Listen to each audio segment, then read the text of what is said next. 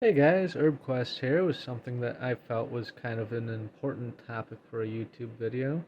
So, long story short, my wife has type 2 diabetes, and stevia is known to be the best sugar substitute out there because it actually lowers blood sugar. And I decided that I want to compare two different stevia products from two different shops here in Bradford. Hopefully, this information will help someone out there who has some level of diabetes, whether it be pre-diabetes or full-blown type 2, or whether you're just at risk or what.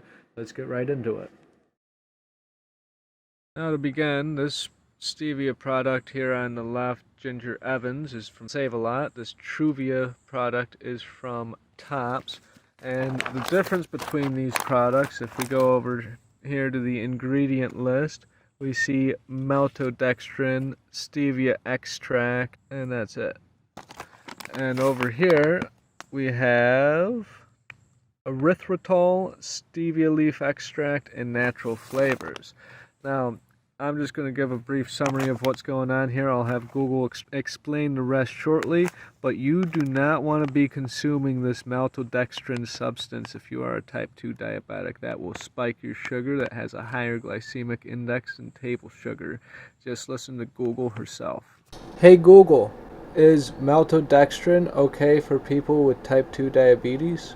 According to WebMD, maltodextrin and diabetes, the glycemic index, GI, in maltodextrin is higher than in table sugar. This means that the powder can cause a spike in your blood sugar shortly after eating foods that have it. A sudden increase in blood glucose in people with insulin resistance or diabetes can be fatal. And then we'll compare that to erythritol over here with this other product, which is a lot safer. Hey Google, is it okay for people with type 2 diabetes to have erythritol? According to WebMD, it's also okay for people with diabetes. Erythritol has no effect on glucose or insulin levels. This makes it a safe sugar substitute if you have diabetes. Foods that contain erythritol may still contain carbohydrates, calories, and fat, so it's important to check the label. So, in closing, you don't want to consume maltodextrin or aspartame. Aspartame is another really bad one. These are both basically random research chemicals that taste sweet and don't do much else, except they do other things, such as raise your sugar.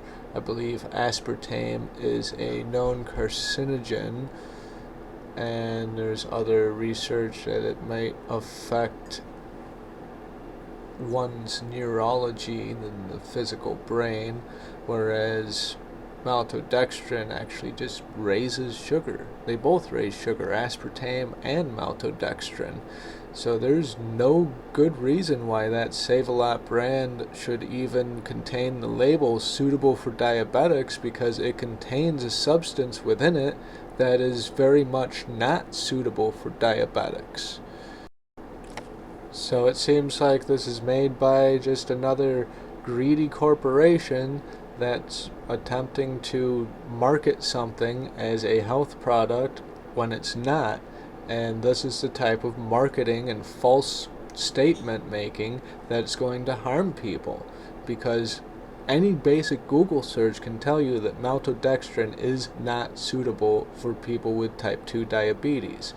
But yet the Save-A-Lot brand has maltodextrin cut in their stevia, and I say cut because it's a filler to make it weigh more by weight, because maltodextrin is cheaper, and it's not suitable for people with type 2 diabetics. Save-A-Lot is just making money off of this not only false but dangerous marketing tactic, labeling practice, putting lies on their products basically, and that is very much wrong. Anyway, go to Tops and get the kind with erythritol, because the other stuff might save you a lot, but you get what you pay for, and realistically, save a lot for who? But yeah, there you have it, folks. If you have diabetes, don't put maltodextrin in your body, and you get what you pay for. Donation link below. If this video helped you, feel free to cash at me something. Winter's coming. And for anyone who just skipped to the end without watching the main content, long story short, maltodextrin is bad for you. Avoid that. Don't chop it Save-A-Lot if you're diabetic. Erythritol is perfectly fine. Go to Tops if you're type 2 diabetic, and you'll get better quality ingredients. You get what you pay for. Because it's them who's saving a lot by cutting their products with dangerous additives that are cheaper in order to save money, such as maltodextrin, and having the audacity to claim that it's suitable for type 2 diabetics when you can just hear what Google has to say about it all day long. Hey Google, is maltodextrin okay for people with type 2 diabetes?